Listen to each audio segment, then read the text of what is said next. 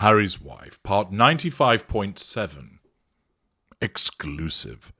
What really happened when Harry and his wife met the Queen. Hello, I'm H.G. Tudor. You know that Harry and Harry's wife have recently bowled up in the Netherlands at the Invictus Games, and this represents the first appearance by Harry's wife outside of the United States in roughly 2 years since the stepping back from royal duties, and that there has been round criticism of both her and the Ginger Prince of the failure to attend a variety of events in the intervening period. Those of you who have followed my work and are in the know understand that the reasons why Harry's wife has not attended these events is all part of the pursuit of the prime aims, commensurate with her narcissism. The need to assert control by staying in a position of withdrawal, the need to hoover Prince Harry when he was allowed to go back, instances of asserting control over him and preventing him from going back to ensure that what she perceives as adverse influences by members of her family don't impact upon her over control of him as the intimate partner primary source. These are standard issue manipulations that take place within the narcissistic dynamic, and without access to my information, you wouldn't know this.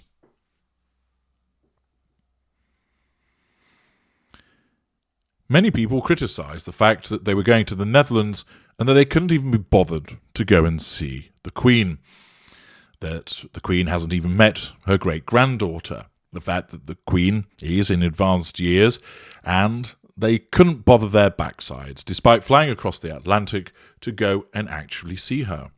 Well, surprise, surprise, they actually did go and see her, wrong-footing many people who thought that they would not do so. And of course, this has made a mockery of the complaints about security and has demonstrated also accusations of that they've only done so as a consequence of the fact that they knew that they would face criticism for attending the Invictus Games and not going to see the Queen. And therefore, it's not about seeing the Queen to be nice to her, because of course we know Harry's wife has no emotional empathy, and it's all about the preservation of the need for control and to nullify the threat to control as a consequence of being criticised for not going and visiting. There are those that have offered opinion as to why they've actually gone there, why they did so, not just the nullification of the threat to control posed by the suggestion that they ought to have gone, but what is it they're after? Are they seeking apologies? Are they trying to build bridges? Is it the case that olive branches are being offered? I understand that Prince Charles and Camilla were also in attendance, although Prince William decided against it, preferring to utilise his own response to the behaviours by showing his disappointment and continuing simmering anger at his brother's conduct and that of his sister-in-law. But there's been much speculation about why they actually attended. What were they after? What were they seeking? Is this part of just wanting some more Netflix footage? Were they trying to get some money?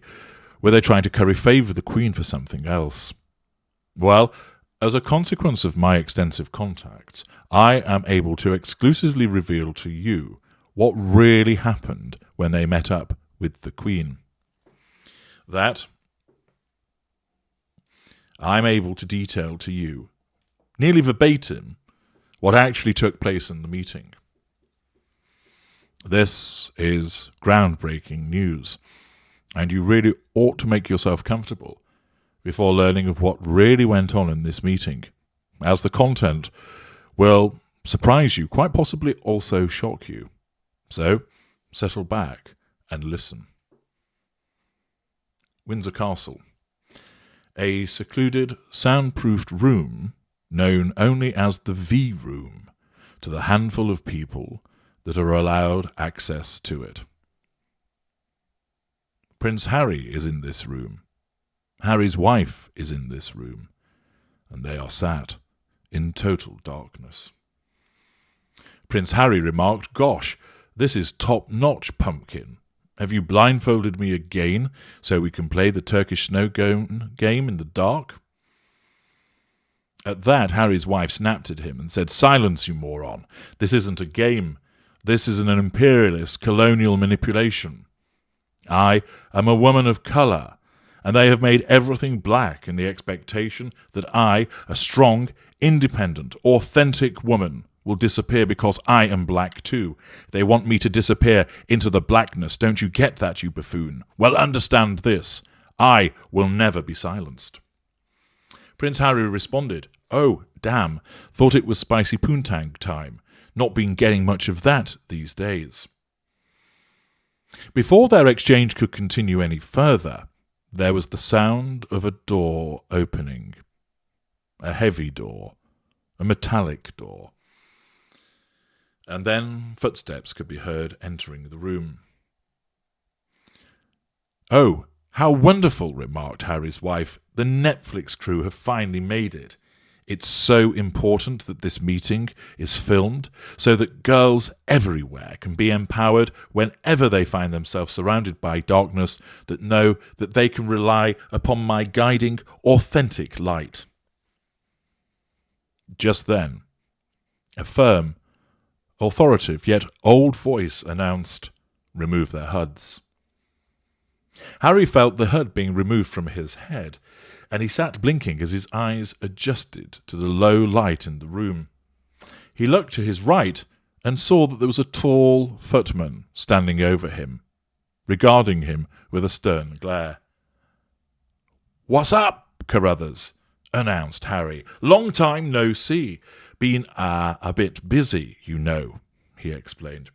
"Do you fancy a few Jaegers later on, and maybe a gallon of lager after I finished here with Granny?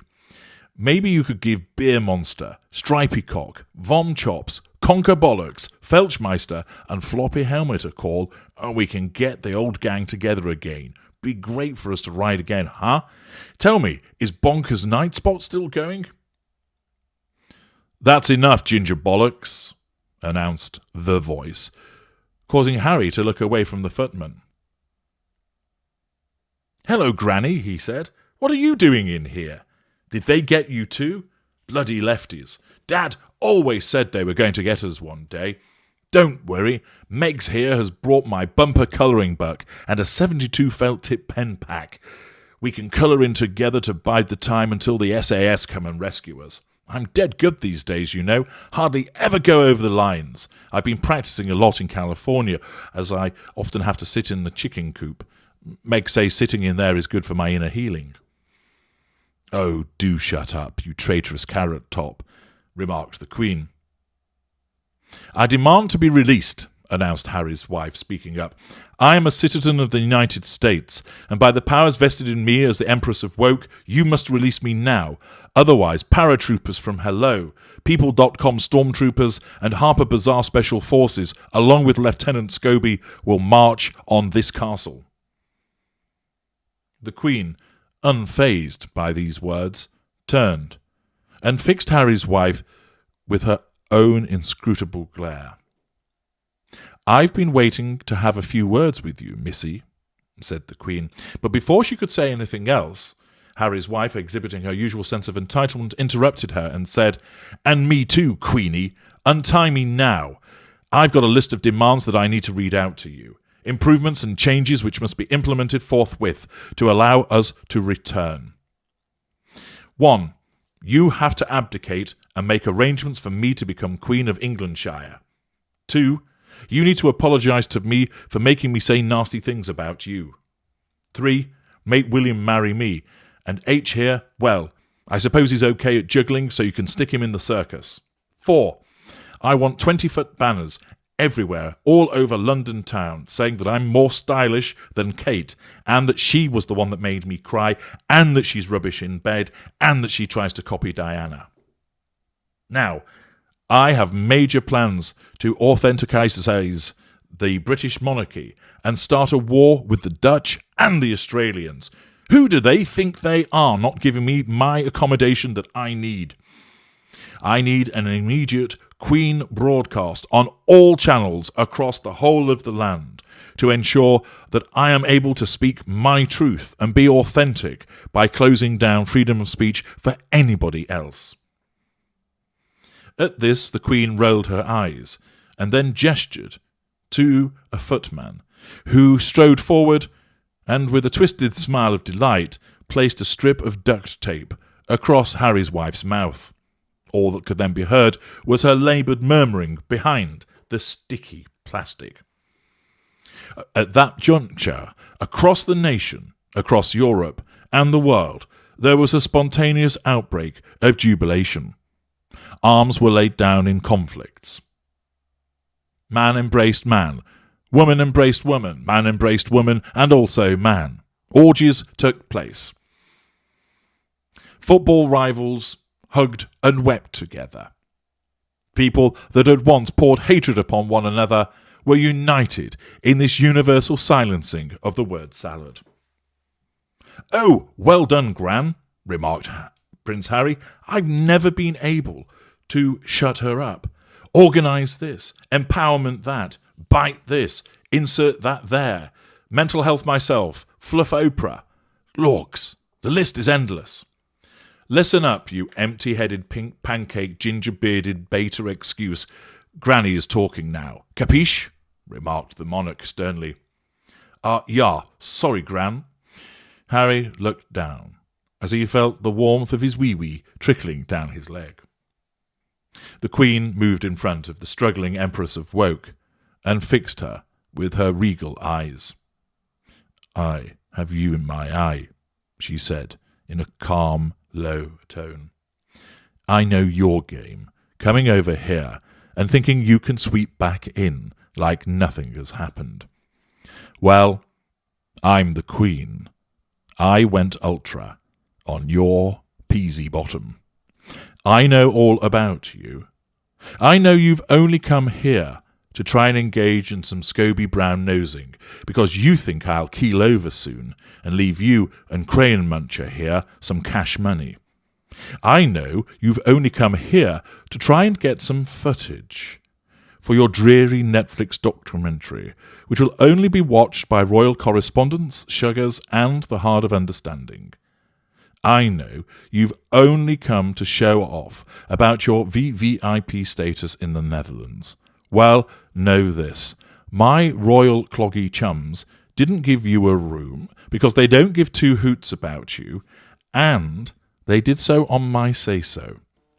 Notice there was no invitation to the boy Beckham's nuptials? That was me. Papa Beckham is deep for the knighthood. Oscar's snub? Me again. Met Gala snub? Me again. Barmer birthday bummer? Yup, that was me. My homie Barack is tight with one. No invite to even Pippa the arse Middleton's wedding ceremony. The hand of one snubs you once again. My reach is far. Your 40-40 scam failed, didn't it? That was Agent Liz at it again. Has Oprah been around for afternoon tea? Of course not. Once she received some Royal Windsor chocolate digestives and a framed picture and signed of William in his helicopter pilot outfit, she was in my hands. Putty. She knew which side to back. I've been in this game far longer than you, Miss Come Lately, and you were given every chance to join in. You were made to feel welcome. You were given every opportunity to embrace this institution. But you couldn't handle the word no. So like the petulant coward you are, you ran away, dragging Building Block Boy with you. Well, now it ends. My elite corps of footmen snatched you from Whole Foods and brought you here for some home truths and regal correction. At this, Harry's wife's eyes widened. She shook her head, desperately trying to say something, but she, for once, had been gagged, unlike all the others that she had sought to gag.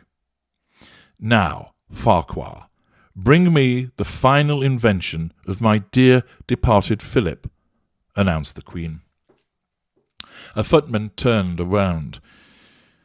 Harry's wife couldn't see what he was reaching for that section of the room was coated in gloom.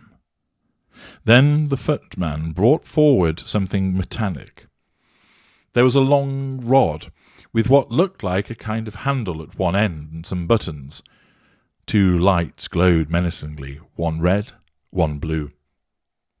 At the end of the arm, there was what looked like several fingers, metallic in nature, that were now flexing. The footman bowed and handed it to the Queen. She turned. "This is what my dear Philip invented," she said triumphantly, holding the invention aloft. "This is my automated title stripper." At this, Harry passed out, and Harry's wife sought to scream behind the duct tape, her eyes wide with terror. Slowly, the Queen brought the hands of the automated title stripper towards the forehead of the Empress of Woke. Slowly, it advanced on her as she sought to struggle to free herself from her bounds. Head shaking back and forth, hair swaying, eyes wide, murmurs and screams muted by the presence of the duct tape. Closer and closer inched the automated title stripper. And that is what happened at Windsor in the secret meeting. You didn't anticipate that that was what would go on. Quite the revelation, I'm sure you will agree. I'm H.G. Tudor. Thank you for listening.